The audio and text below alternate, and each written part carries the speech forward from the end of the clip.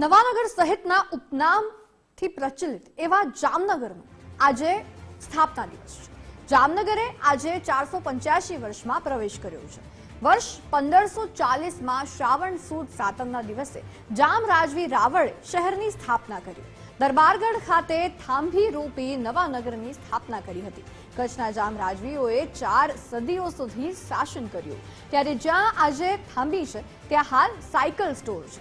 Mayor Vinod Khimsuriya અને સાથે જ ધારાસભ્ય દેવેશ અકબરી રીવાબા સહિતના તમામે થાંભીનું પૂજન કર્યું, તેમજ તમામ હાલારીઓને જામનગરના સ્થાપના દિવસની શુભકામનાઓ પણ પાઠવી।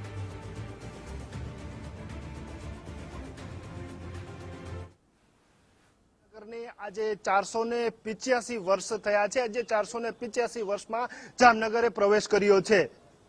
લગભગ 4 સદીઓ 5 સદીઓ ઉપરાંતનો જે સમયગાળો છે તે સમયગાળા દરમિયાન જામ રાજવીઓએ જામનગરને ના માત્ર વસાવ્યું છે, પરંતુ જામનગરને બાળકમાંથી વટવૃક્ષ બનાવ્યું છે।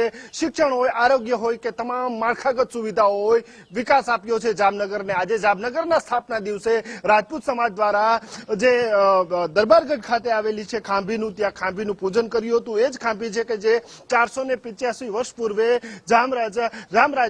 જામ રાવળે જ્યાં ખાંભીનું પૂજન કરીને જામનગરની સ્થાપના કરી હતી। આજે જામનગર શહેર જિલ્લા રાજપૂત યુવા સંઘ દ્વારા જે સ્થાપના દિવસની ઉજવણી કરવામાં આવી છે અને જોઈ શકાય છે જ્યાં રાજા મહારાજા કે રાજા ધીરાજ રણજીતસિંહજીના જે સ્ટેચ્યુ છે તેનો જે હારતોરા કરી અને તેનું સન્માન કરી અને જામનગરમાં આપેલા યોગદાન, જામનગરને વટવૃક્ષ બનાવવામાં આપેલા યોગદાન વિશેની તેને યાદગીરીઓને વાગોળી હતી। સાથે સાથે રાજવીઓની પ્રશંસા અને શુભેચ્છાઓ પાઠવી હતી। આપણી સાથે રાજપૂત સમાજના આગેવાનો જોડાયેલા છે, તેની સાથે સીધો સંવાદ કરશું।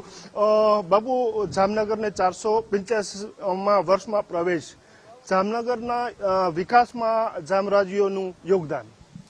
જામનગરના આજે 485મો જન્મદિવસ છે। કચ્છમાંથી જામ રાવળજી ભાયાતો સાથે અને તમામ જ્ઞાતિ સાથે અહીં આવી અને અહીં નાગના બંદર હતું, ત્યારે નાગના બંદર ખાતે 3 થાંભલી રોપી શ્રાવણ સુદ સાતમના રોજ અને આ જામનગરનો પાયો નાખેલ, જેની એક થાંભલી છે દિલાવર સાયકલ સ્ટોર, એક પાછળ શેઠફળીમાં અને એક બર્ધન ચોક ખાતે છે। ત્યારબાદ જામનગરના તમામ જે રાજા રજવાડીઓ છે એને વિકાસ કર્યો। જામ રાવળે ઘણા વર્ષો સુધી 37 વર્ષ સુધી રાજ કર્યું અને જામનગરનો વિકાસ કર્યો। ત્યારબાદના તમામ રાજવીઓ, ત્યારબાદ જામ સત્તાજી ગાદી આવ્યા અને આપણે સૌ જાણીએ છીએ કે છાત્ર ધર્મ માટે એક મુસ્લિમ શરણાર્થીને એક શરણાગત આપવા માટે ભૂચર મોરીની મહાયુદ્ધ થયું। એમાં હજારો સૈનિકો છે અને પ્રજા એ પણ શહીદ થઈ હતી। આપણે સૌ જાણીએ છીએ કે અત્યારે પણ એ ભૂચર મોરીની જે જમીન છે એ હજી લાલ છે, એટલે આવા એનું ઐતિહાસિક મહત્વ છે। ત્યારબાદ તમે જે વાત કરો છો કે જે આ રાજાઓ છે એ જામનગરની સુખામારી માટે જો આરોગ્યની વાત કરી તો જામનગરમાં જે જીજી હોસ્પિટલથી આપણે જાણીએ છીએ, ઇરવિન હોસ્પિટલની વર્ષો પહેલા સૌરાષ્ટ્રની સૌથી મોટામાં મોટી હોસ્પિટલ કહેવાતી, એની સ્થાપના પણ આ જામ રાજવી દ્વારા કરવામાં આવેલ। ત્યારબાદ વિશ્વની એકમાત્ર આયુર્વેદ કોલેજ અને આયુર્વેદ હોસ્પિટલ એવી આપણે જોઈએ છીએ કે ગુજરાત આયુર્વેદ યુનિવર્સિટી, ગુલાબકુંવરબા મહાવિદ્યાલય એ પણ જામનગરમાં છે, એટલે આરોગ્ય ક્ષેત્રે પણ વિશેષ યોગદાન હતું।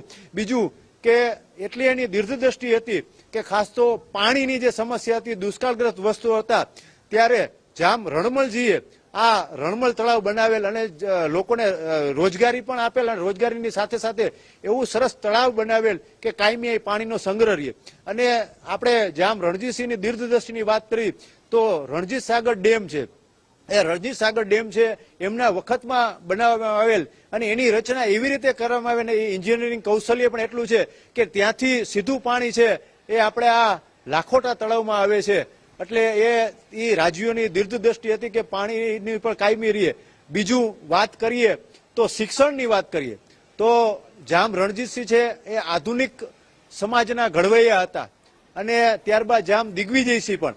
તો જામનગરમાં શિક્ષણ મળે એ માટે નવાનગર હાઈસ્કૂલ, વિભાજી હાઈસ્કૂલ અને ખાસ તો કન્યા કેળવણીને પણ ઉત્તેજન મળે એટલે સજુબા ગર્લ્સ હાઈસ્કૂલ એ પણ એ સમયે રાજાશાહી વખતમાં નિર્માણ કરવામાં આવેલ।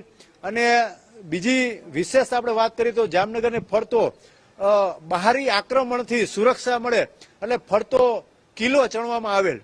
આપણે જો જાણી છે કે દરબારગઢથી આખા જામનગર છે, જૂનું જામનગરને આપણે નવાનગર કહેતા. એટલે આ દરેક દ્રષ્ટિએ આ રાજા રજવાડોએ કાયમી પ્રજાને સલામતી મળે, શિક્ષણ મળે, આરોગ્ય મળે અને પાણીની પણ સમસ્યા ન થાય એવી દીર્ઘદ્રષ્ટિથી એને ધ્યાન રાખવામાં આવેલ. તો જે રીતના જોઈ શકાય છે આજે રાજપૂત સમાજ દ્વારા ઉજવણી કરવામાં આવી છે.